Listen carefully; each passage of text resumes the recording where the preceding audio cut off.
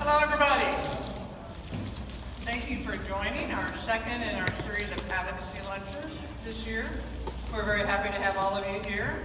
As you may remember, we were over at our Adams Street building the last time, and we outgrew it in one meeting. So we're very happy that we could be here at St. Mark's today. St. Mark's has been a great friend to us, and you're letting us have your space and providing this professional environment for us.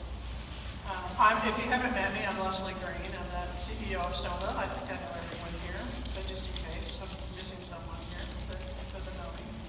I'm very excited today to introduce you to Kim Dodson. Kim and I worked together a number of years in her former role at the Arc of Indiana as the Public Policy Director, and now in her role as the CEO or Executive Director of the Arc of Indiana, which she has been doing since 2015, and it seems like so much longer than that. And for good reasons.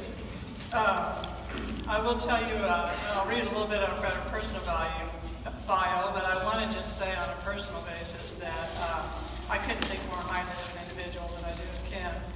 And I'm not the only one. Every time I'm in Indianapolis and I'm speaking with legislators and others in our community and in our realm, they're always so complimentary of the work that Kim has done and partnerships and relationships she has with others. So she really promotes the Arc of Indiana in a very significant way. And for those of you who don't know, Stonebelt is one of 43 arcs in Indiana. And in fact, Indiana is, I think, the second largest state in terms of the number of arcs. And that's all through the leadership of people like Kim and then John Dickerson, the former director. Indiana has a lot of really good things going on in that area.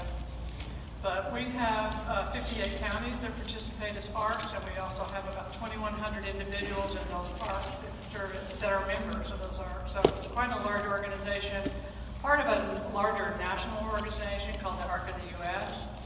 And that, of course, expands through the whole United States. I always think it's important for us to be a part of the ARC. We want to really help pay the way and support the kinds of things that the Arc of Indiana and the Arc of the U.S. do. And some of the most effective things they do, besides being great advocates for individuals with disabilities, is their public policy. And being able to be up at the legislature and to be at Congress and to be promoting the issues that are important to people with disabilities, their families, and the individuals and the organizations that serve them. So I think we don't see any better advocacy who aren't the people with the deep pockets anyway. We don't see any better advocacy than we do from the ARC and ARC of Indiana and ARC US. So I think I've said enough personal things, and let me see if there's some other professional things. Kim is also very, very connected within the state of Indiana, not only with the ARC, but with a lot of coalitions of other like groups. And it's that, for that reason, I think that we get a lot of mileage out of the work that she and the ARC do. So, she's from Kokomo. I've forgotten that. But now lives in Westville with her husband and 2 children and 2 dogs. 2 dogs, yes. So everybody please join me in welcoming Kim Dodson.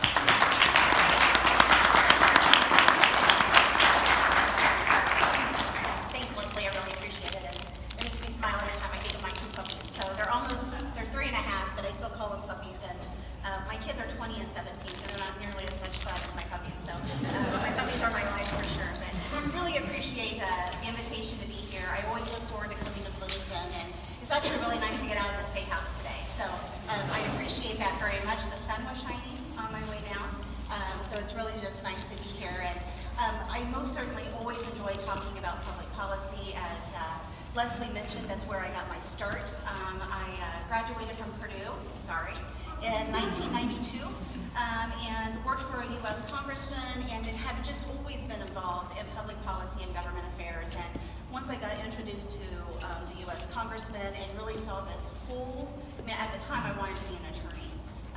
He kept, a friend of mine kept convincing me, you don't want to be an attorney. You love policy, you don't want to be an attorney.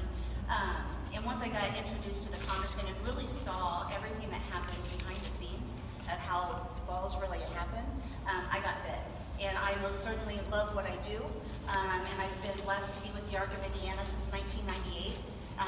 On one hand, I want to say how things have changed, but on the other hand, I want to say things really haven't changed that much. We still have a lot of struggles ahead of us, and so with perseverance and determination, I'm determined that we are going to get to a better place very soon. So really, again, appreciate being here and just kind of talking today and hopefully having a conversation about some of the issues that are important to you, any advice, strategies you guys have on some of the initiatives we have. Certainly want to hear that. I want to talk just for a second about kind of where we are. So this session started January 3rd. We are in our long budget writing session. So this is the session where all of our lawmakers come together and they write the 2-year state budget. We have 150 lawmakers. We have 100 House of Representatives. We have 50 senators. We have supermajorities in both houses. So that is the state that it has been the last few years. We do have 21 new members. So we have 21 new people who got elected last November. Those are 4 were in the Senate and the others were in the House. The one interesting thing that I didn't realize until session started was that 50% of the House Democrats are women, which I just thought was really interesting. You saw that movement over the last couple of years of wanting to get more women engaged, involved in policy, and it certainly took place and happened this past year. We were seeing it at the Indiana State House. A lot of us complain about the supermajorities just because one party can come to the table and do business without the other party, which good policy never happens that way, right? The best policy, the best conversations is when people with differing views come to the table, and there's that give and take of kind of the best of the different minds that are all at the table. And we really think that that is true, whether it's Republican, Democrat, gender, whatever it is. We want those differing opinions to always be at the table. And so that's why we always get concerned when there's those super majorities, because we don't want one party making all the decisions without at least having that strong conversation with the other party, taking into consideration a different viewpoint. It's kind of also weird, for a lack of a better word, kind of the tone right now at the State House. There's a lot of new leadership. In the Senate, we have a new leader, Rod Gray, who is the president pro tem. This is my 26th session. He is the 3rd president pro tem that I have seen while I have been at the State House. And with that going away is a lot of institutional knowledge, a lot of just leadership and just the learning of, you have to engage the other parties, you have to engage the other leaders. And so it'll be interesting to see how Senator Bray approaches that. So far, it has been exactly how he has approached his Senate position, which is always having that open door, always wanting to engage, always wanting to hear from people. And so that's certainly what we expect as his role as President Pro Tem. He certainly did what any new leader did, and that's kind of shake things up a little bit with chairmanships and putting people on committee, which again was all a good thing. But again, with the new leader, new chairman of committees, that's just a lot of learning that people are doing. And so it's just been really interesting to kind of have everybody get their footing. We're only a few weeks into session, and we are working fast and furious. So there's a lot of committee hearings right now, a lot of people chairing those committees who have never facilitated those committees before, and so it's just interesting as kind of, people get kind of comfortable doing that. In the House, we have the same situation. We have a new House Democrat leader. So Phil Giaquinta is from Fort Wayne. He is now leading his caucus in the House. It's just, again, a different style and approach in communication. He has a very good relationship with the Speaker of the House, Brian Bosma, and he probably interacts with him very, very differently than the old leader. But the old leader is still there. So there's just kind of that tension that shows up every once in a while that kind of gets in the way of kind of just focusing on the policies and things at hand.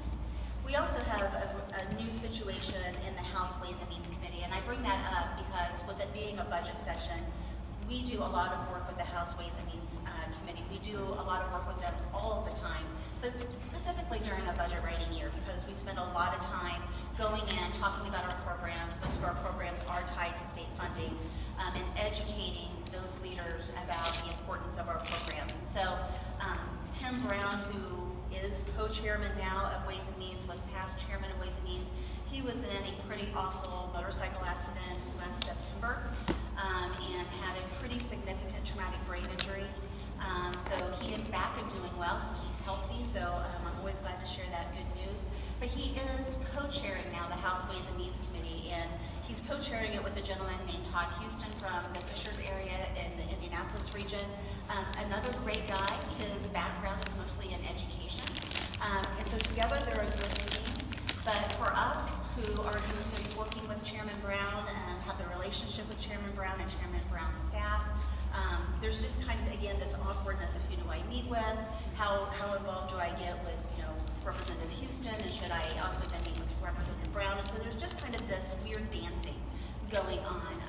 But the good news is we have a lot of staff at the State House who are used to writing the budget. And so with new leadership kind of having their hands on the budget, there's a lot more dependence, I think, on those staff people. And so those staff people remember who and what was important to those chairmen. They kind of know the general sense of priorities that their chairman would have. So even though, like, Chairman Brown may not be there every single day, they most certainly know our issues were important to Chairman Brown, so that as they're at the table with Representative Houston or sitting on the Ways and Means Committee kind of helping staff that, they know the issues that are important and the things to take notes on. So that's all really good news that we're really focusing on. I do just want to talk real briefly about the national, because we certainly have to stay engaged at the national level. We have 3 new lawmakers from Indiana down in D.C., I think it's down in D.C., up in D.C., over and up, working on our behalf. So we have 11 D.C. Congressional members working on our behalf. We have 9 congressmen, 2 senators. Senator Mike Braun, of course, is new. And then we also have Greg Pence and Mike Baird. So those are new people. Mike Baird was a House of Representatives member at the local level. He's very engaged on our issues. He is a disabled veteran himself, and he, again, has always just been involved with the, our issues. And he also was on Ways and Means, so he can take that conversation with him to DC. So we look forward to seeing him later this month. I do want to talk a little bit just kind of about our issues. As I talked, a lot of our stuff are budget related. How many people followed the 1102 task force? Okay. That's not enough hands. And I say that just because it was a very painful 11 months of my life. No, the 1102 task force, and I'll just real briefly, in 2017, we were really looking at where Indiana was. And again, kind of having that conversation I said earlier, things have changed a lot since I came to the ARC in 1998, but in so many ways, things haven't changed enough. And so we have not done an assessment of services and supports for people with disabilities since 1997. And so things have changed in the sense that we no longer have our state-run institutions. We are finally utilizing waivers the way that we want to be. But can we truly say people with disabilities are more integrated in the part of the community as they should be? And the answer is simply no, they're not. And people can be just as isolated in their homes if they're not engaged in the community as they were in that institution. So we have to change things. And so the 1102 task force was brought about by House Enrolled Act 1102. They get very original with their name. That group came together. It was 17 stakeholders from around the state. It was chaired by Lieutenant Governor Suzanne Crouch, who is very passionate about our issues. We met for 11 months. We traveled the state. We wanted to learn mostly from families and self-advocates to kind of hear what issues were working and not working. We did hear from self-advocates and families. I don't think we heard enough from that group of people. We heard a lot from providers, which providers are of course important, but we really wanted to pull out from families, again, in their day-to-day lives, what is or is not working and what can we do better. What services do you wish you had that would really make a difference in your loved one's life? We did end up doing a survey because we got it. I mean, we were meeting during the day. We were allowing public testimony for 50 minutes from families and self-advocates and who else wanted to come to kind of, again, have that interaction. And we know that it's hard for families to get away. We know it's hard for self-advocates to get away. So we did a survey to, again, just give another way for families to be able to communicate their thoughts with us. And overwhelmingly, what we heard was the DSP issue. Is everybody familiar with the DSP crisis when I hear that?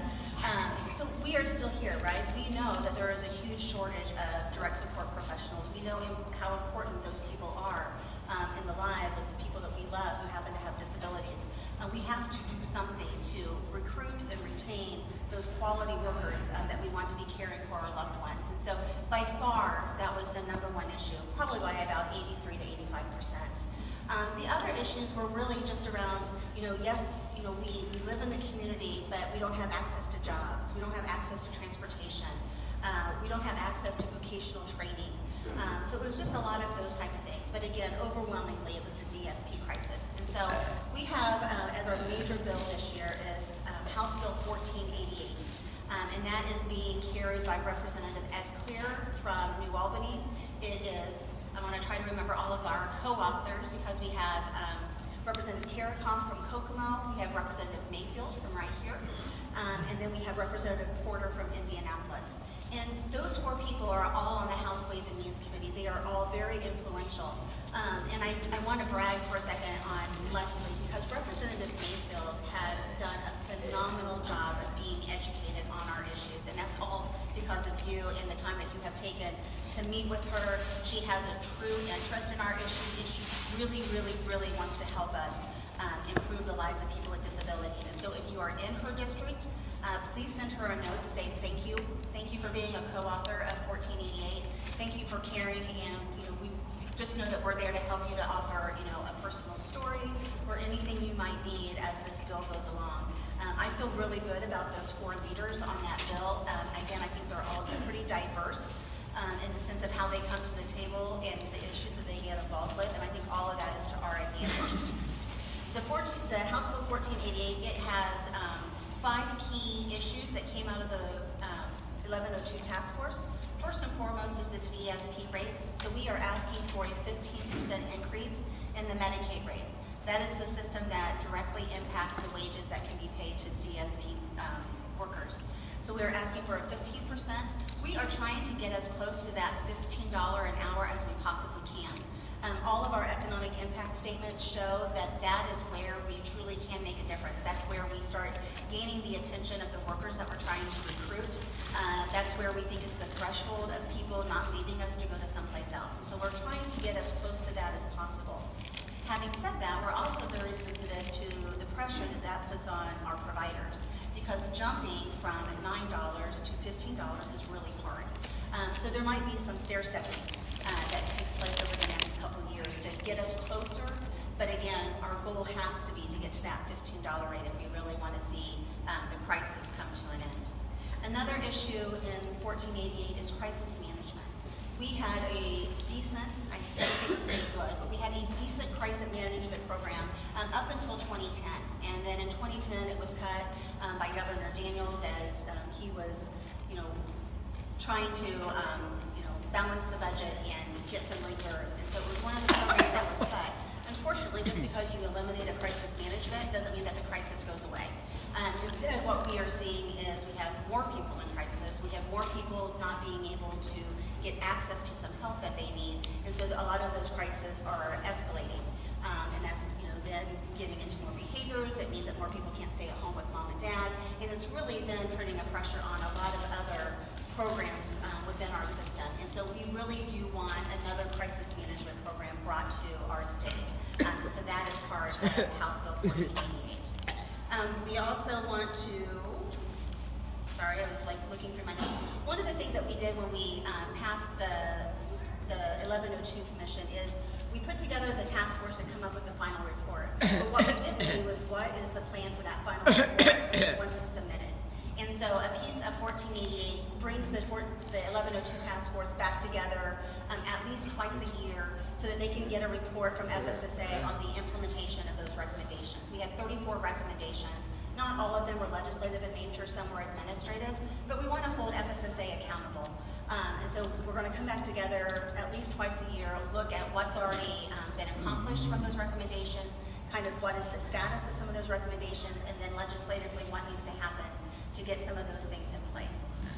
Order of selection, so hopefully you guys are familiar with that term as well. In 2017, August of 2017, our state moved to order of selection on our vocational rehabilitation services dollars. What that means is a lot of people who needed help to get access to jobs are no longer getting it. And at a time when our unemployment rate is so low in our state of Indiana and employers are so hungry for workers, we are missing this golden opportunity to get people with disabilities jobs in the community, and that cannot take place any longer. So a piece of 1488 also calls for the Division of Disability and Rehabilitation Services to come up with a plan pretty quickly to end order selection and serve everybody who qualifies for those VR services. And the sooner we can do that, the better. Another piece is, some of you might be familiar with the Community Integration and Habilitation Waiver. For families to qualify for that, they have to meet very specific criteria. They have to meet a crisis situation. Mom or dad passes away, their health or safety is in danger. We want to provide a little bit more flexibility on how people can get access to that larger waiver. And hopefully, again, if they need to move away from mom and dad, if they have some other issues that they just can't stay at home, they have access to that larger waiver. And so another component of 1488 is to give a little bit more flexibility to our division director so that she can determine if somebody doesn't meet the three parameters right now that is in law, but if she determines that somebody really needs access to that waiver, that she can provide that, and that person can get those critical services. And so that's really important to us, and we're hoping that moves forward. One of the other bills that came out of the 1102 task force, there's two of them. One was around supported decision-making, which I'll talk about in a second, but one was also around our military families. Indiana is doing a phenomenal job right now trying to attract military families and veterans to Indiana. It's one of the pillars of Governor Holcomb. But we've heard from a couple families, and it really is only a couple families, who have loved ones with disabilities who they've moved from state to state, and so they've been on waiting list after waiting list after waiting list, and so their loved one is not getting any services. And so we have a bill, it's 1256, is the name of the bill, House Bill 1256. It's Representative Denny Zent from Northern Indiana, who is a military veteran himself. But it moves military families to the top of the waiting list for the family support waiver. So currently, the state of Indiana is targeting 300 people a month to get onto the family support waiver. The one or two families a month, if it's, I don't even think that's high, that comes to Indiana that has a loved one with a disability that is a military family, moves to the top of that waiting list so that their loved one can get the services that they need to hopefully be as independent as possible in life. First up, I'll talk a little bit about supported decision-making. Supported decision-making was also one of the recommendations to come out of the 1102 task force. This for us is another huge priority for us. We know that there's a lot of people with disabilities in Indiana who have guardianship, who don't need a full guardianship, who are able to make some decisions on their own, but sometimes they just might need a good support team to help guide them in making those decisions. So we want to allow supported decision-making to be an alternative to guardianship. So our senator, I still call him representative. He was a representative far longer than he's been a senator. So when I came to the State House, he was a representative. Senator Eric Cook from here in Bedford is championing that bill for us. He has been a huge champion of our issues for many, many years. But this is one that he cares about. He knows how important it is to us. And so we're really hopeful that it will get past this session. It's going to be difficult. The State Bar Association is not so keen on the supported decision-making concept and really don't see the need for putting this in statute. And so we have a couple of hurdles to get to along the way. And so what we really want to make sure is that every form of least restrictive environment is really used on a person until guardianship is administered and their rights are taken away. And so we know a lot of people with disabilities who can benefit from that supported decision-making, but we certainly know that there's a lot of people who do need guardianship, so we don't want to take that away from people, but we do think that supported decision-making needs to be a tool in the toolbox for those who don't need that full guardianship. House Bill 1216 is a bill around first steps. So first steps is an area, I'll just warn you, is a little bit nutty because it makes no sense to me why Indiana would not invest their dollars in early intervention programs when we know for every dollar put into the program, it saves $17 down the long run. So about 43% of the babies who go through early intervention graduate no longer needing special education or waiver services. I don't understand why that doesn't make sense to legislators. So this is a program that has been cut significantly since the early 2000s. They too are seeing too low of rates to attract quality providers to the field. We have had a number of providers who have had to leave the system. And we know that families decide not to get involved in the early intervention process because it's too hard for them to prove their income. They can't pay the cost participation fee if they're over 250% of poverty. All of these issues, and none of those are good. To us, to me, if we are turning our backs on infants who are already determined to be in need of services, I actually think it's abusive and neglectful. And I don't think the state of Indiana should be using it. We're really trying to change our terminology around first steps because there's a lot of conversation right now about education and really trying to target where that education gap starts and how do we close it. It starts 0 to 3. If we know that a child is already born with a disability or at a developmental delay and we withhold services from them, that gap is only going to get bigger. I'm going to quit because I'm going to get on my little soapbox. But just know that that bill's really important, and if you could support it, that would be really good. One of the things that, again, if you think back to the summer of 2018 when I was talking to Chairman Brown before his motorcycle accident, we were talking with him about all of our issues, and he very simply said, Kim, you're coming to the table, you're asking for a lot of money. And I said, yes, you are. Yes, we know we are. And he said, you've got to help us find new revenue. And so one of the things that the ARC of Indiana did is we did get involved with the Cigarette Tax Coalition. That's going to be a nice bumpy road as well. But the coalition itself is asking for a $2 a pack increase in cigarette tax. I know that that is not going to happen. I think $1.50 is potentially capable of happening. I don't know if it's going to happen this year. We have, again, those 22 new legislators that came to the table, most of them Republican, most of them signed a no new tax pledge to their far right constituents. And so the thought of a cigarette tax, even if 100% of it goes for health-related issues, is going to be a very tough battle. So it'll be interesting to see what the conversation is. The House of Representatives has actually passed a cigarette tax bill 3 times, and then it gets stalled in the Senate. So it'll be interesting to see. The governor has not been willing to come out on this issue yet. And as his staff has been directly asked about the cigarette tax increase, they have just said it's a non-starter right now. So I think we'll have to see kind of how far we get into the session, how much pressure can get put onto our lawmakers about all of these other issues that were not part of the governor's budget priority list. None of our issues were part of the governor's budget priority list. And so we really have to make sure that we get that pressure on our legislators so they start raising it. And then, as March and April come together, that's when they might get serious about a cigarette tax increase or any other type of revenue stream that can help us take on some of these important issues. What I always tell legislators is they always seem to find money for priorities. We just need to make sure that our issues become one of their priorities. Case management services. Do we have any case managers in the room? No? Everybody know a case manager though? And yeah, so I always describe the case manager as the quarterback of the team.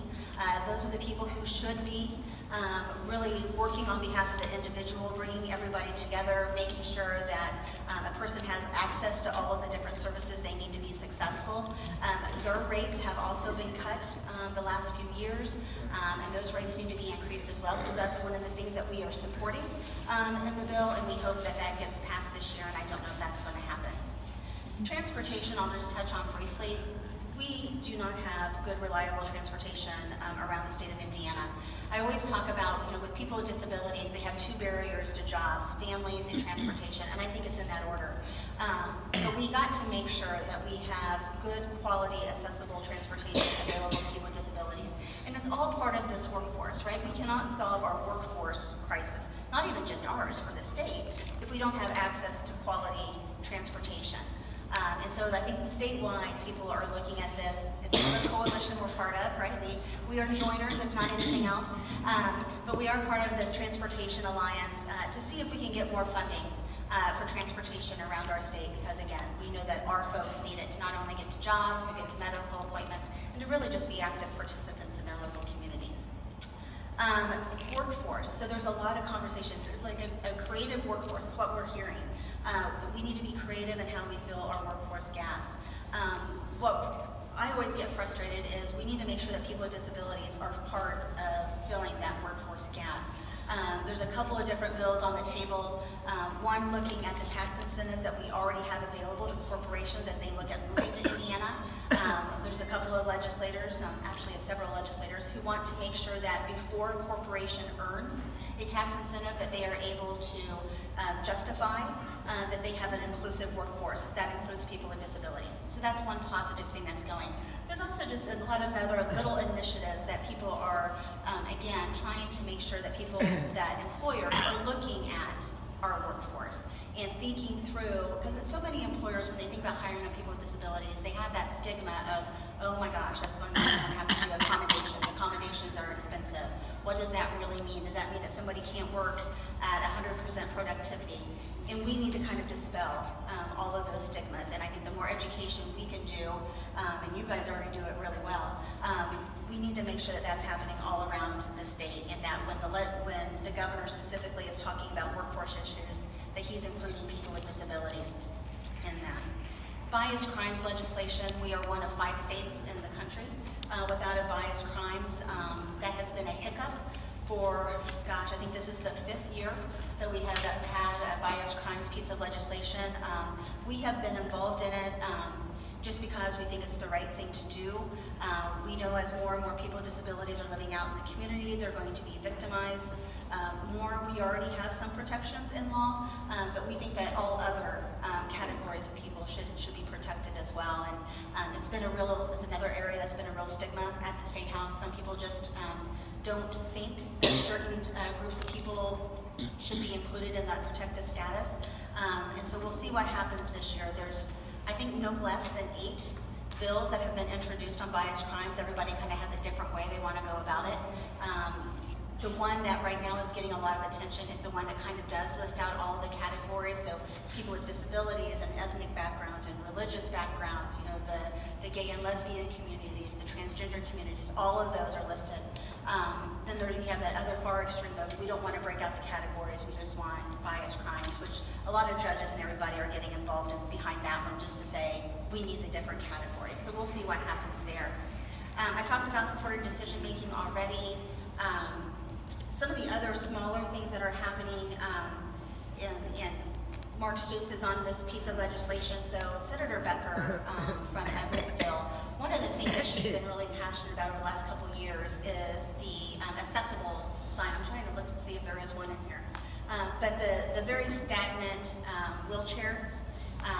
A lot of states are moving to a symbol that is more of a wheelchair in motion. It kind of shows the person in the wheelchair kind of leaning forward, and it looks like that the wheelchair is actually moving.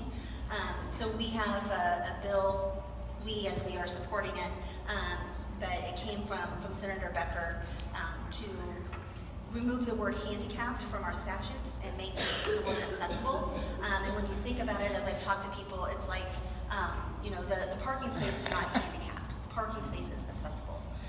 So we're really starting to talk a lot about just the terminology, and terminology matters. Symbols matter. We want people with disabilities to be seen as people who are active and involved and part of our community, not who are stagnant and sitting in one place. And so I think it's just another one of those issues that just shows respect for the population that we care about so much. So we're eager to get that bill heard. One of the issues that we've been involved with over the last few years is around diplomas, high school diplomas, for all of our students who are in high school, getting ready to exit high school. One of the things that we've seen over the last few years is a lot of our students who receive special education services did not have access to a high school diploma. They were leaving high school with a certificate of completion. A lot of high schools were not offering the general diploma, which a lot of our students could access. We changed that a few years ago. Last year, we created an alternate diploma that for those, that 1% with the most significant cognitive disabilities, we created an alternate diploma that they could have access to. What we have in Indiana is about 1.34% of students who currently, or who were getting the certificate of completion.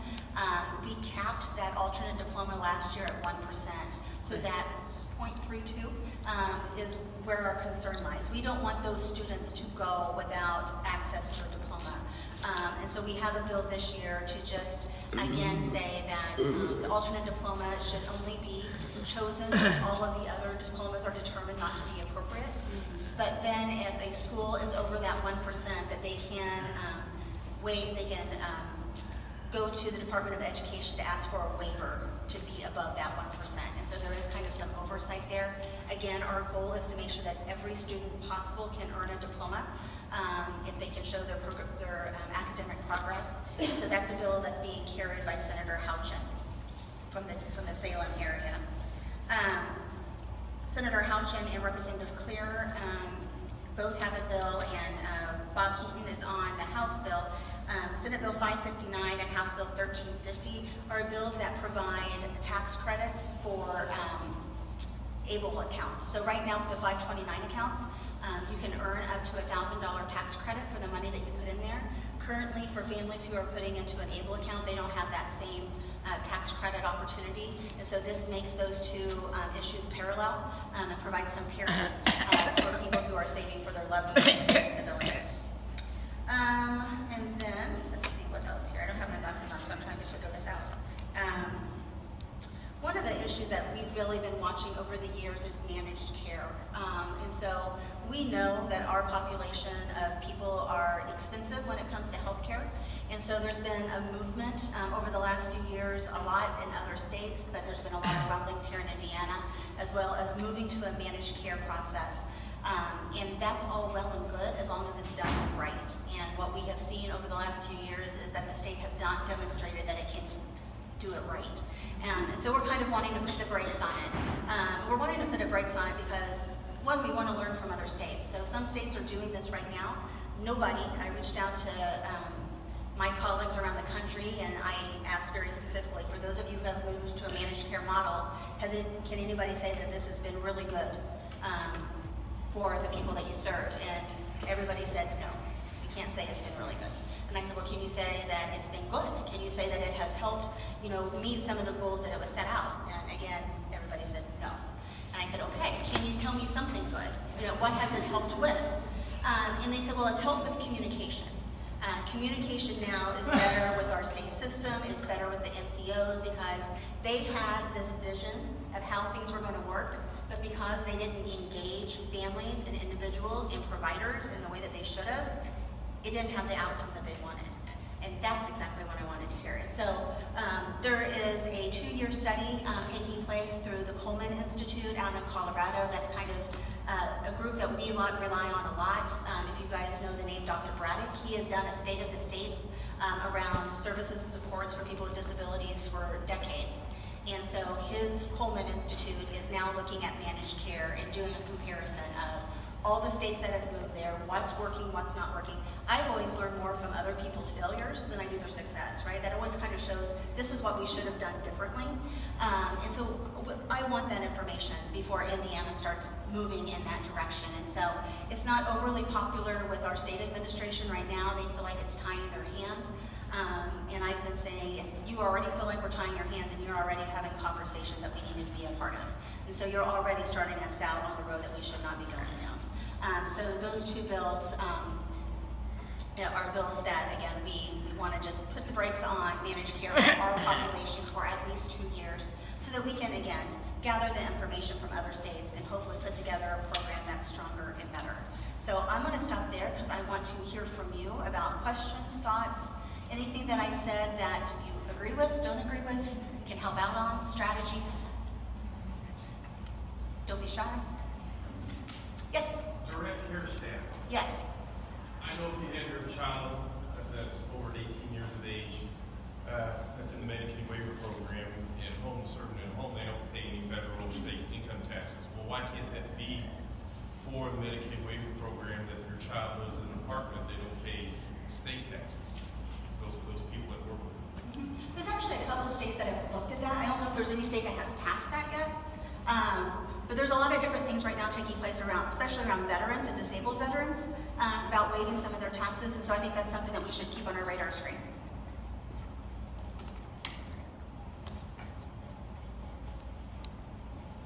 Yes?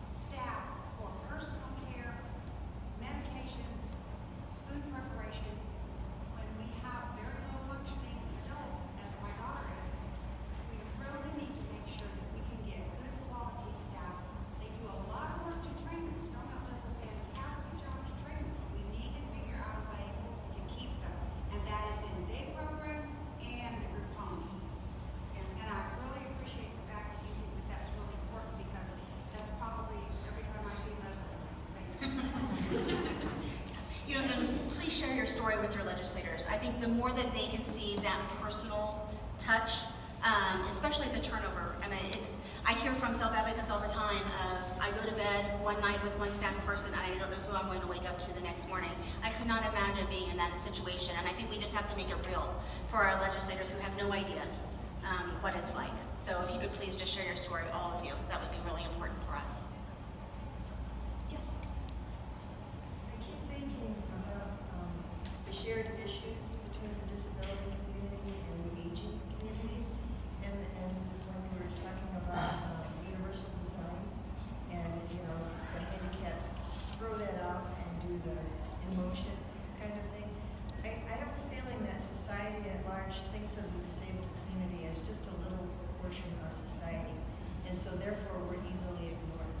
And I wonder if long-term we can find a way to tie in the aging baby boomers, of which I'm a member, and all of us are going to be needing, we're all getting older, and there's this top-heavy group now running demographically in the United States. We can't merge our disabled community into the larger group that requires universal design, that requires DSPs who are paid a fair rate. The same people who take care of the elderly we're competing with them to get our DSPs for our community. So instead of thinking of us as disparate elements of society, get us all under some umbrella so that we see this is a large part of the community and of the whole country. No, I think that's very valid. I appreciate that. And I think it's one of the things that's interesting. When you think of our Family and Social Services Administration, aging and the Developmental Disability Division is all right there together, but they are kind of siloed. There's not a lot that really interacts amongst all three. We do have to break down those barriers and do more together. When we did the 1102 task force, we attempted that. We brought all the agency heads of everybody who touched. We had somebody from the Division of Aging, somebody from Mental Health, somebody from Division of Child Services, so that we would have all of those heads at the table. Unfortunately, what we saw is either the division head didn't come, or they brought somebody to the table who was just filling a seat. And so we didn't have that engaging conversation that we wanted to have, which was really disappointing. But we have to figure out a way to make that happen because it is all interconnected very much so. They don't ignore AARP. No, they don't. No, they don't. You might say a little bit about what you think is the most effective way to interact with your legislators and educate them. So, I don't think there's a bad way for you to communicate. I think sending an email is completely appropriate and gets immediate attention, right? It's a long drive from here to Indianapolis to go see your legislators. Go to third house meetings, so those Saturday meetings or Friday morning meetings that you can see your legislators one-on-one, that's perfect. You're competing with a lot of different people usually at those third house meetings, but writing a letter or sending an email, both of those are extremely effective. And again, your personal story, so a lot of you have known me for a long time, and the one thing that I've never done and won't do is form letters. I will never give you a template to say, here, say this to your legislator. Your story is your story, and your legislator needs to hear your personal story because everybody's story is very different, and the words that you use will be much more effective and passionate than the words I would use. So please use your personal story to send that. I always use Peggy Welch as my example because she was that phenomenal legislator who carried around a binder with her every day at the State House. And she's a very dear friend, so I didn't make fun of her. But she had this huge binder that got bigger as the session went on. But she had like all these tabs, and one was education, one was insurance, one was schools, one was DD service. She had like all of these tabs around issues. But then between each tab was all of the letters and contacts she had gotten by her constituents.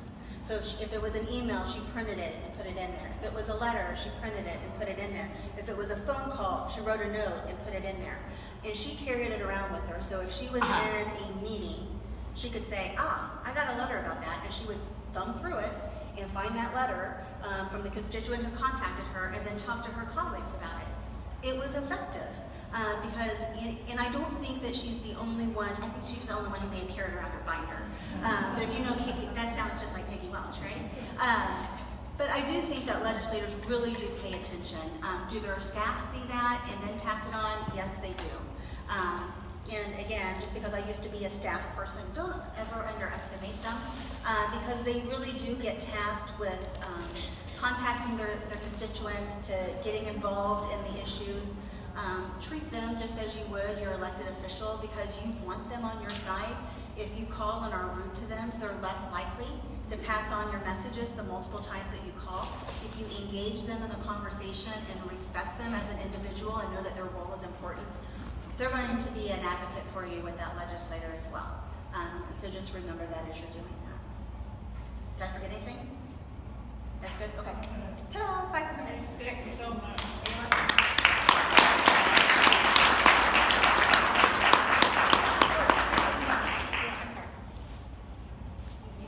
So on your table is a flyer for our, every Friday, Thursday night Friday, we do a weekly update on legislative issues.